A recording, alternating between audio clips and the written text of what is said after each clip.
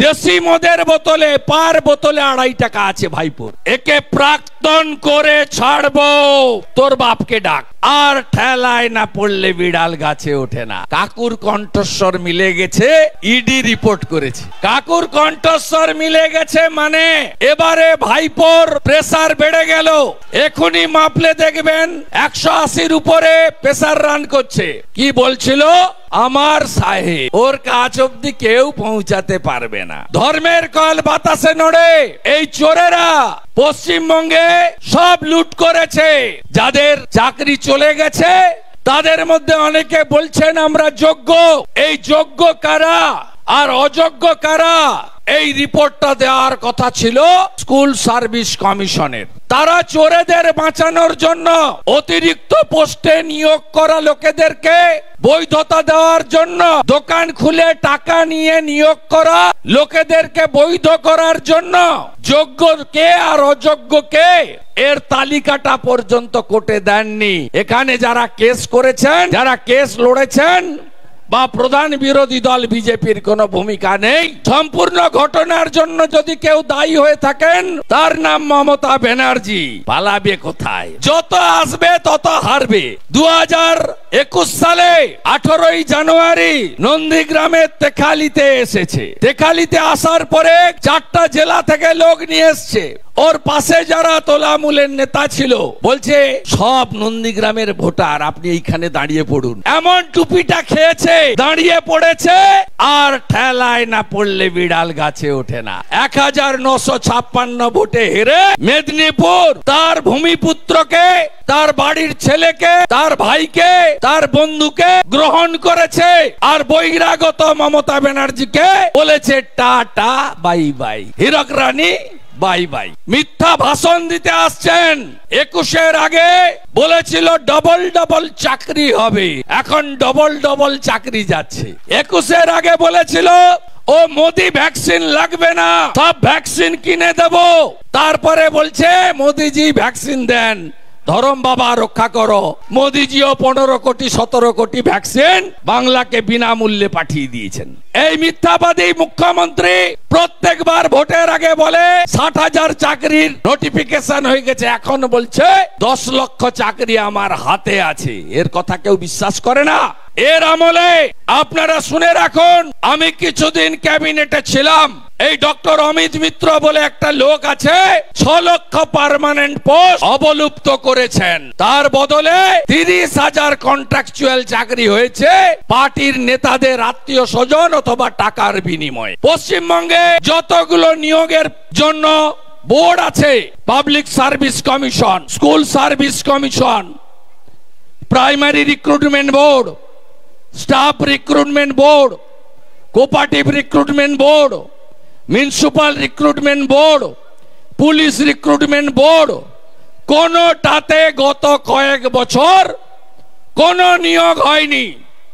ত্রিপুরার মতো ছোট রাজ্য, মানিক সরকারের, মানিক সাহার মন্ত্রিসভা, তারা একটাও পিটিটিআই পাস করা লোককে বাড়িতে বসে থাকতে দেননি, জিরো করে দিয়েছেন। বিহারে সব para teacher part timer regularise.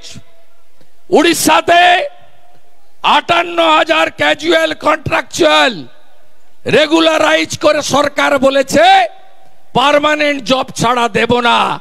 আর এই রাজ্যের নেত্রী বটে শিল্প বাগান গুজরাটে। একটার পর একটা কারখানা বন্ধ করে রাজ্যটাকে শ্মশান করেছে।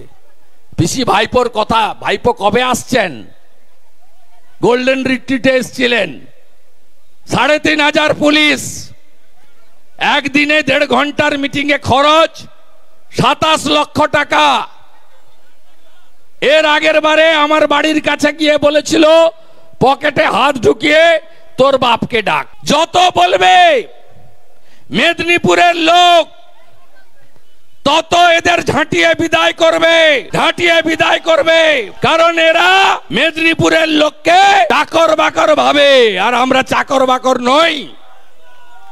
আমাদেরই বিদ্যাসাগর বর্ণ পরিচয় স্রষ্টা, আমাদেরই ক্ষুদিরাম বোস বিস্ময় বালক 1908-এর 11ই আগস্ট জীবন মৃত্যুকে পায়ের ভিত্ত করে আত্মবলিদান দিয়েছিলেন।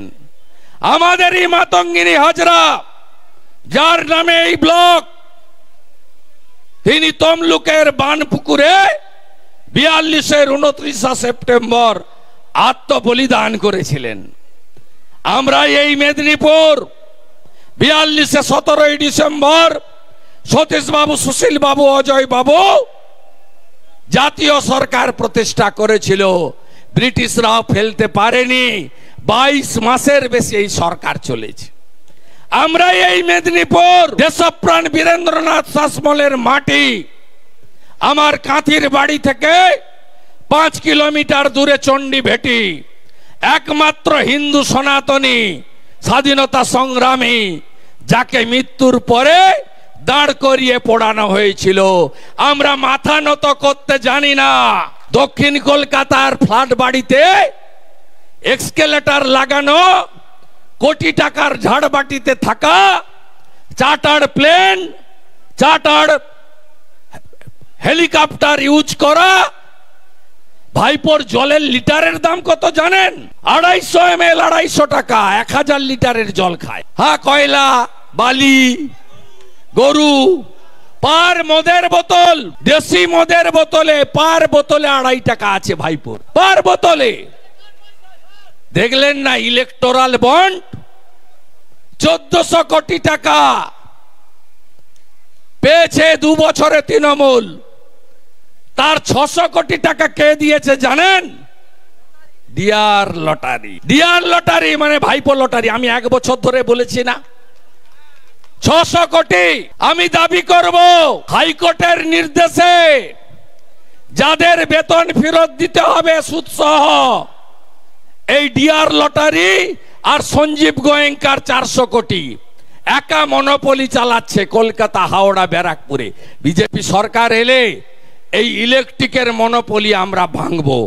আজকে বলে গেলাম আপনাদের সামনে, ফেরত দিয়ে দেন না তৃণমূল থেকে। আপনাদের জন্যই তো ছেলে মেয়েগুলোর সর্বনাশ হয়েছে। তাই আপনাদের কাছে আমার আবেদন, এই রাজ্যে স্বাধীনতার পরে চাকরি চুরির যিনি পর্দা ফাঁস করেছেন, আপাত মস্তক ভদ্রলোক, বিনয়ী, নম্র, মিষ্টভাষী, ডাউন টু আর্থ অভিজিৎ গাঙ্গুলিকে পার্লামেন্টে পাঠাবেন। 2.5 লক্ষের বেশি ভোটে জেতাতে হবে। আমার মার্জিনকে হারাতে হবে। কথা দিলেন তো? আমি করেছি ওকে কম্পার্টমেন্টাল চিফ মিনিস্টার। আপনারা আমাকে শুধু সাহায্য করুন। আমি এবং ডক্টর সুকান্ত মজুমদারের জুটি একে প্রাক্তন করে ছাড়বো, প্রাক্তন করে ছাড়বো। ভোট লুট বন্ধ হবে, চাকরি বিক্রি বন্ধ হবে, হিংসা বন্ধ হবে, তোষণ বন্ধ হবে।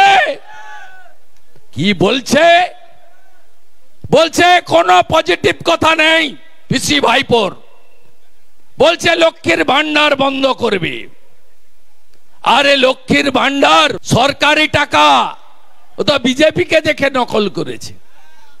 আসামে 2500 টাকা করে দিই আমরা। লাডলি বাহিন মধ্যপ্রদেশে শিবরাজ সিং চৌহান 1500 করে দিতেন, এখন মোহন যাদব 3000 করে দিয়েছে। যেদিন বিজেপি সরকার তার পরের মাসে 1 তারিখে মায়েদের, বোনেদের, দিদিদের অ্যাকাউন্টে 3000 টাকা করে ঢুকবে, প্রোগ্রামের নাম অন্নপূর্ণা ভান্ডার, তার সাথে বার্ধক্য ভাতা, বিধবা ভাতা, দিব্যাঙ্গ ভাতা, লোকপ্রসার শিল্পী ভাতা, তফসিলি ভাতা, আদিবাসী ভাতা 1000-এর বদলে 3000 টাকা করে পাবেন। যোগী আদিত্যনাথজির মতো বছরে আপনার কেন্দ্রীয় হারে ডিএ বিজেপি সব গভর্নমেন্ট দেয়, আমরাও দেব, পেনশনার্সদেরও দেব। মধ্যপ্রদেশের মতো 6000 টাকা পিএম কিষাণ সম্মান নিধির সাথে রাজ্য সরকার আরো 6,000 টাকা যুক্ত করে বছরে 12,000 টাকা করে দেবে। আমার অন্নদাতা ভগবান কৃষক এমএসপি অনুযায়ী ধানের দাম পান না।